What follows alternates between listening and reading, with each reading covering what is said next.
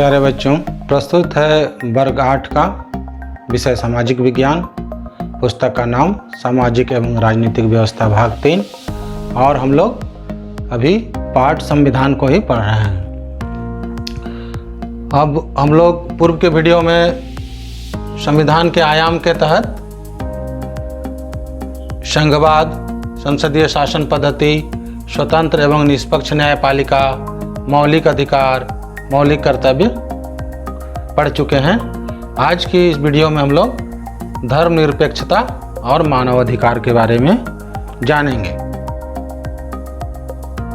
बच्चों, एक शब्द है यहाँ पर धर्म और निरपेक्षता। धर्म है और उसमें निरपेक्षता लगा हुआ है। तो भारतीय संविधान बच्चों भारत को एक धर्मनिरपेक्ष राष्ट्र घोषित करता है। अब धर्मनिरपेक्षता का शाब्दिक अर्थ है धर्म के प्रति निरपेक्ष भाव का होना। निरपेक्ष भाव का अर्थ यहाँ पर हो रहा है कि सरकार किसी भी धर्म का न तो पक्ष लेगी और न किसी के धर्म पालन में वो बाधा डालेगी। भारतीय संविधान सभी को अपने धार्मिक विश्वासों और तौर तरीकों को अपनाने की पूरी छूट देती है। इस देश में धर्म और राज्य की शक्ति को, मतलब सरकार की पावर जिसको बोलते हैं, को अलग रखा गया है। मतलब राज्य की बागडोर किसी धार्मिक समूहों के हाथों में नहीं होगा। राज्य किसी एक धर्म को समर्थन नहीं देता है। बच्चों, धर्म को राज्य से अलग रखने की इसी अवधारणा को धर्मनिरपेक्षता कहते हैं। स्पष्ट है बच्चों कि सरकार ना तो किसी धर्म को बढ़ावा देगी, न किसी धर्म का पक्ष लेगी और न ही किसी धर्म का पालन में बाधा डालेगी और न उनमें रुकावट लाएगी।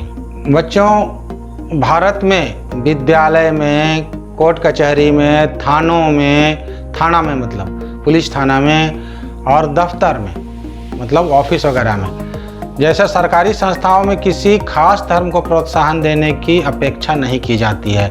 बच्चों, आप देखते हैं विद्यालय में हम लोग किसी भी खास धर्म को बढ़ावा नहीं देते हैं और सभी के धर्म का हम लोग सम्मान भी करते हैं। बच्चों, संविधान में जो प्रावधान किए गए हैं उसका निष्कर्ष जो है मैं आपको बता रहा हूँ।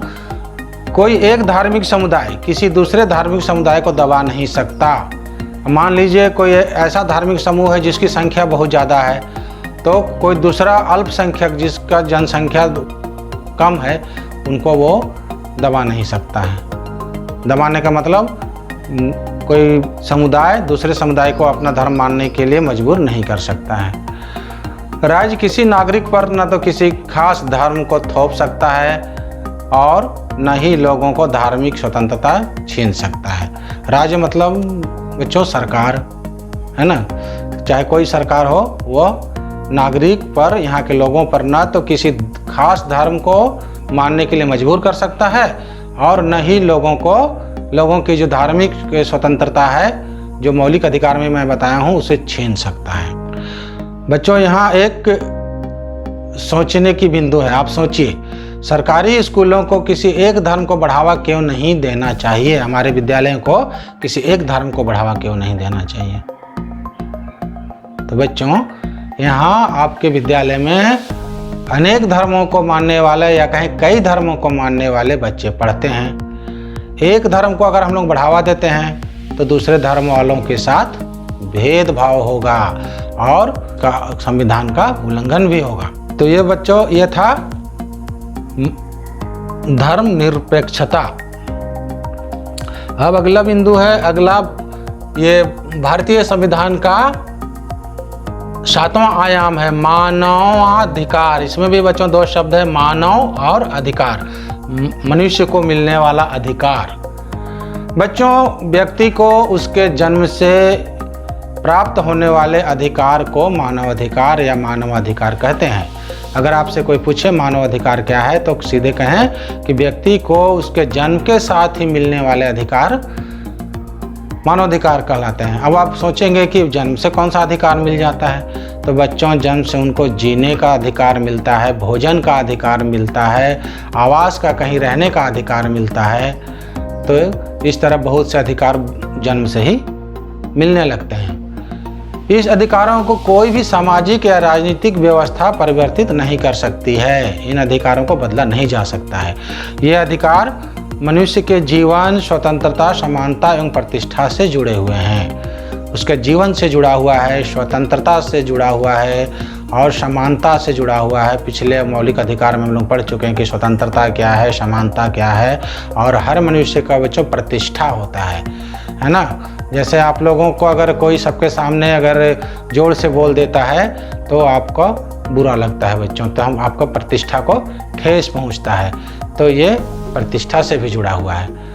इसमें संवैधानिक मौलिक अधिकार के अलावे, जो आप 6 मौलिक अधिकार पढ़े हैं, उसके अलावे अंतर्राष्ट्रीय मतलब हम लोगों का देश राष्ट्रीय हो गया और दूसरे जो देश हैं वो अंतर्राष्ट्रीय समझौते के फलस्वरूप संयुक्त राष्ट्र महासभा के द्वारा स्वीकार किए गए अधिकार भी शामिल हैं। इन अधिकारों में प्रदूषण मुक्त वातावरण में जीने का अधिकार है बच्चों। आप तो पढ़ चुके हैं, वायु प्रदूषण होता है, जल प्रदूषण होता है, ध्वनि प्रदूषण होता है, तो इनसे मुक्त वातावरण में जीने का अधिकार है। अभिरक्षा में, यानी कि अगर कोई मामला हो जाता है, केस हो जाता है, आप पुलिस अभिरक्षा में चल जाते हैं, तो यातनापूर्ण और अपमानजनक व्यवहार न होने संबंधी अधिकार है। तो वहाँ पर थाना में आपको सताया न जाए, यातना न दिया जाए और अपमान न किया जाए, इस संबंधी में अधिकार है। महिलाओं के साथ सम्मानजनक व्यवहार का अधिकार आदि इसमें सम्मिलित है, मिला हुआ है। बच्चों, वर्ष 1948 में पहली बार संयुक्त राष्ट्र महासभा में, यहाँ देखिए लिखे हैं, वर्ष 1948 में पहली बार संयुक्त राष्ट्र महासभा द्वारा 10 दिसंबर, इस तारीख को याद रखिएगा बच्चों, 10 दिसंबर को हर साल मानवाधिकार दिवस मनाए जाने की घोषणा की गई थी। बच्चों, आपसे पूछा जाएगा कि मानवाधिकार दिवस कब मनाते हैं, तो ये तारीख 10 दिसंबर याद रखिएगा कि 10 दिसंबर को मानवाधिकार दिवस मनाया जाता है। मानवाधिकार दिवस मनाए जाने का मुख्य उद्देश्य क्या है बच्चों? मानव जीवन से गरीबी को हटाना। यहाँ शब्द है उन्मूलन। उन्मूलन मतलब खत्म कर देना।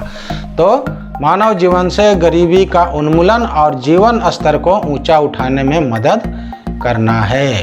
संसद, कार्यपालिका, न्यायपालिका, सरकारी एजेंसियां, सरकारी एजेंसी का नाम है बच्चों एमनेस्टी इंटरनेशनल, मानवाधिकार के संरक्षण के लिए कार्य करती है। ये लोग मानवाधिकार का संरक्षण, मानवाधिकार को बचाने का काम करते हैं। भारत सरकार के द्वारा मानवाधिकार संरक्षण अधिनियम के तहत 1993 में, यहाँ देखिए लिखा बच्चों को 1993 में राष्ट्रीय मानवाधिकार आयोग का गठन किया गया। यह भी सामान्य ज्ञान है बच्चों कि 1993 में राष्ट्रीय मानवाधिकार आयोग का गठन किया गया है, जिसे दीवानी अदालतों की सारी शक्तियां, विशेष रूप से गवाहों को बुलाने तथा गवाही प्राप्त करने की शक्ति प्राप्त है। राज्यों में भी मानवाधिकार के उल्लंघन को रोकने के लिए राज्य मानवाधिकार आयोग है। मानवाधिकार आयोग निम्नलिखित कार्य करता है। अभी इसका कार्य को समझ लीजिए। मानवाधिकारों के उल्लंघन की शिकायतों की जांच करता है। जो अधिकार आपको बताया गया, अगर उसका उल्लंघन होता है, आप शिकायत करते हैं तो उसका जांच करता है। जेल में बंद कैदियों के रहने की परिस्थिति, निवास की परिस्थिति की जांच के लिए वह किसी भी जेल का निरीक्षण कर सकता है कि वहाँ कैदी किस तरह से जीवन बिता रहे हैं, वो निरीक्षण कर सकता है।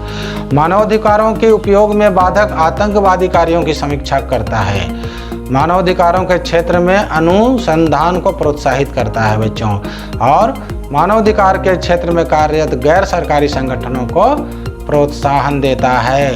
हम कह सकते हैं कि मानवाधिकार के लिए हर तरह का काम ये संगठन करता है। तो बच्चों, हमने देखा कि संविधान में जो इस पाठ का मुख्य उद्देश्य था, संविधान के आयाम को जानना, और हमने निम्नलिखित आयामों को जान लिया।